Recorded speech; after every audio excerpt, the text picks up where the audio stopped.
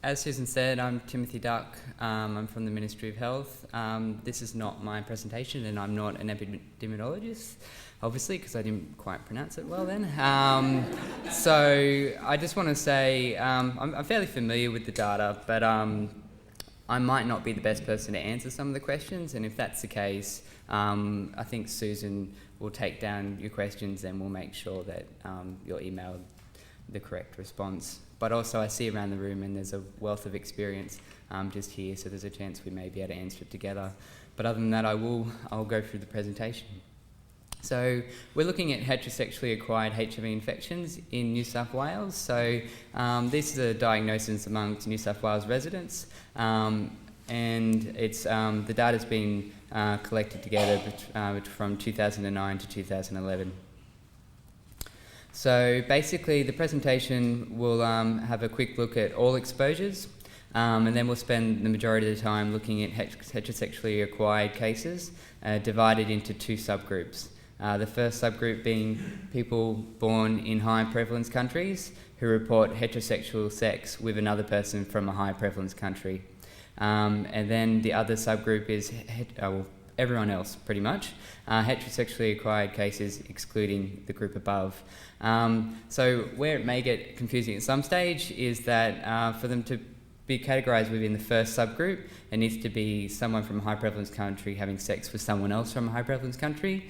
But if it's someone from a high prevalence country having sex with someone from a non-high prevalence country, then they fall within the other group.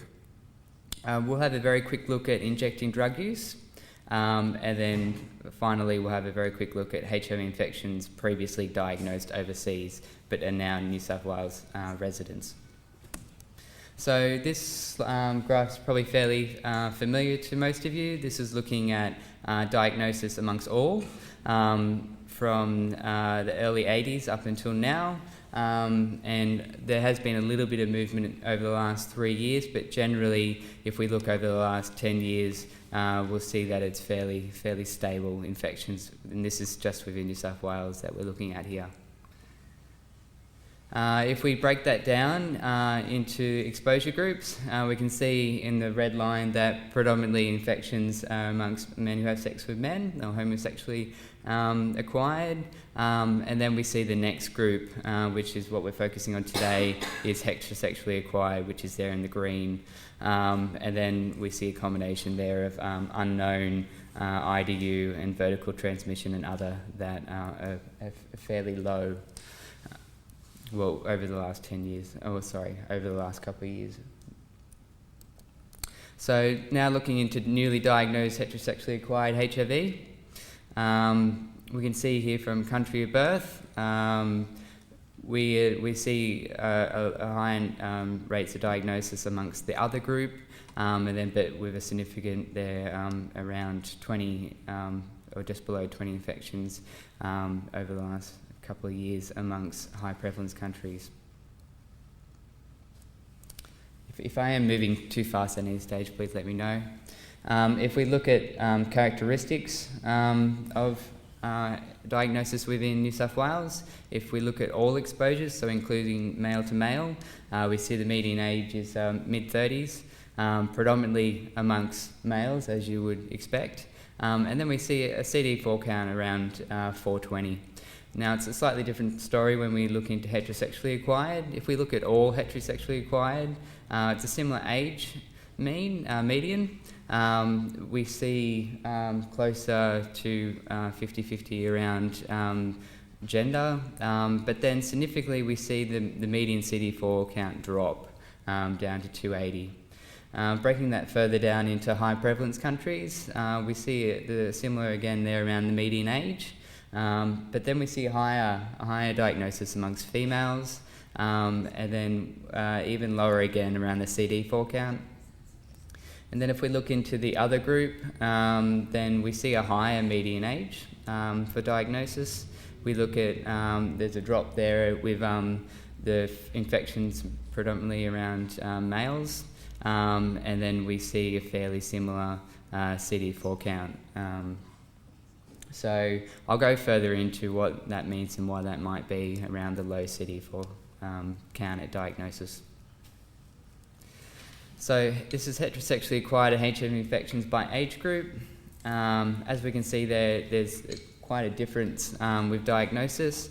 Amongst high prevalence countries, we see higher rates of diagnosis earlier on, but in particular around the 30s to 39.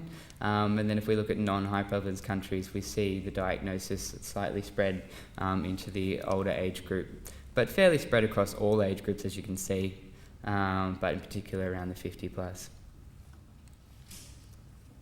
So this is heterosexually acquired infections by area of resident at the time of diagnosis. So we can see with both groups, we're seeing a larger of people residing within metropolitan Sydney, but there's still significant amounts falling within regional and then even within rural areas of New South Wales. So now if we look further into diagnosis amongst high prevalence countries, we can see the majority of diagnoses are falling with sub-Saharan Africa for region of birth, and then I think this is fairly familiar to most people, and then we have Southeast Asia. So if we look then for likely region or country of exposure to the infection, we see then again the two kind of regions taking up the bulk.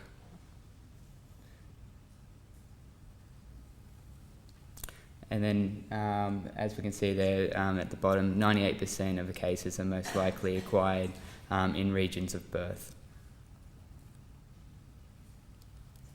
So if we look at durations between arrival within Australia and then diagnosis, we can see the majority of diagnoses actually happen within the first 2 years of residency here. And then with its spread over up until 15 plus. Now if we look into the characteristics for high prevalence countries, we can see that predominantly the slight majority there is within females, and then predominantly with the age group, as we saw before, it's around in the 30s. And then if we're looking, once again, the majority of residents fall within metropolitan Sydney, but we do see a significant amount there within regional areas and rural. So heterosexually acquired cases from high prevalence countries through diagnosis services. So I think one of the main points there, which I think will be an area of focus in the future, is that a lot of it's happening within our non-S100 prescriber GPs. So these are just your normal GPs that are falling within community, through primary healthcare providers. And then we see Health Services Australia there, which may not be a surprise, and then sexual health clinics and hospitals. If we look at the reasons for testing, immigration screening is the most significant indicator there. But then I think it's also important to see there that it's also part of routine STI, well, I shouldn't say routining, but for an STI screen, and then the clinical symptoms which may be associated with the low CD4 count, so they're actually presenting with symptoms. I think also something significant there is around recent risk behaviour. So for this group, they may not see themselves as participating in high risk behaviour, and it's not currently a motivator for this data anyway. So stages of infection. So I think this is quite a powerful slide.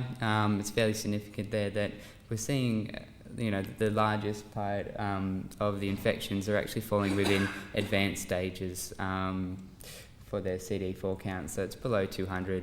And then we also see fairly large numbers there within late presentation. So we've known for a while, but it's quite powerful with the new evidence around what impact this may have on individuals presenting this late with their health. So if we now look at the other group, so the characteristics, seeing small numbers there, but fairly representative for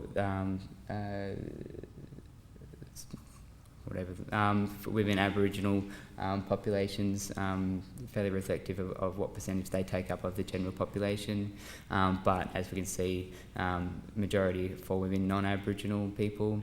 Country of birth, we can see there that there's a significant amount within Australia, but also a significant amount falling from overseas, fairly spread across 34 countries. So heterosexually acquired infections by region, we can see there, of country of birth, sorry, we can see there the majority fall within Australia. And then that's what I was saying before around sub-Saharan Africa was also included in this data is because it's acquired through them having sex with someone not from a high prevalence country. So heterosexually acquired cases by place of birth and likely acquisition of HIV. So we can see there for people born within Australia, majority acquiring it in Australia for that group, but also just under half are acquiring it perhaps overseas. And then we see for overseas born, majority acquiring overseas as well, but with just over half acquiring it here in Australia.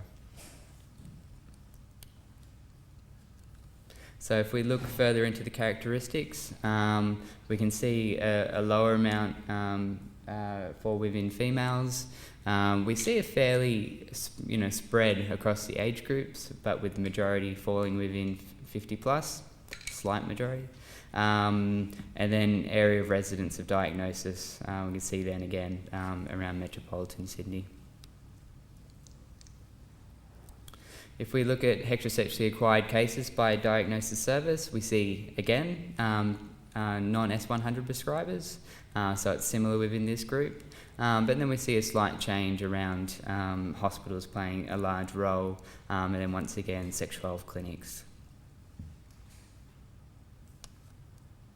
Looking at reasons for test, so it's different within this group. The main reason for testing within this group is around clinical symptoms, but then we see higher up there again around part of an STI screen, and then so on. Where recent risk behaviour is slightly higher amongst this group for as a motivator, but still falls fairly low. So stages of infection, so it's fairly similar again, around the majority falling within advanced to late, around CD4 count at diagnosis. However, we do see a larger percentage falling within the early group. However, it's still not that high. So obviously this is an area of focus. So this is around likely exposure. So we see there over the majority are actually around unknown exposure for their sexual partner. So knowing where the infection or how their partner became infected with HIV, their sexual partner at the time. But then we see there around persons from high prevalence countries taking up the next largest chunk, and then around their partner being HIV positive. Yeah? Can I ask, I thought we were excluding people who had sex with somebody from a high prevalence country. Only if they themselves were from a high prevalence country. So they both had to be from high prevalence countries. Okay. Sorry, I knew it was going to be a slightly tricky one because at first I'm like, what? But yeah, if that makes sense. So this is so we're getting towards the end, so there should hopefully be some time for questions. Newly diagnosed HIV infections acquired by IDU. Now, as we can see, it has kind of moved around slightly, but if we look over the last 10 years, we can see very little movement amongst this group. But if we break it down there, we see majority is amongst males, and the median age is 37. Now, that's the only slide I have on that, so we may have some questions or some discussion about that if people are particularly interested amongst this group. But as we know, it makes up a small percentage of exposure, HIV infections each year. So heterosexually acquired HIV infections previously diagnosed overseas. So this is a group that obviously have previously been diagnosed overseas and then become a New South Wales resident, and then that diagnosis is recorded. So there was 46 notifications between 2009 and 2011. It's fairly similar around the median age and the gender breakdown as other heterosexuals. Country of birth is so it's fairly spread. We see 21 from high prevalence countries and 25 from other countries. 26 different countries of birth, including Australia, and then they weren't necessarily born in that country that they were diagnosed, and that there was 24 plus different countries of diagnosis for these New South Wales residents, and they're currently living in 10 different LHDs, so they're fairly spread, but with 11 of those cases falling within Western Sydney. So just quickly summarising, new diagnosis of heterosexually acquired HIV infections have declined since 2009, where we did see a slight peak around this time, but it has returned to the previous rates of infection, previous rates of diagnosis. Slightly more men than women across all age groups, and many are born overseas, mostly living in metropolitan Sydney, but as I said, there are some lying within regional and rural New South Wales areas, often diagnosed by non-HIV specialists, which I think is an important point for us focusing our efforts in the future. And then that other significant point around late advanced stage of infection at diagnosis is very common amongst both groups. So that's it for the slides. Hopefully I did me in some justice. I don't know if I did, but hopefully we got the point across. So thank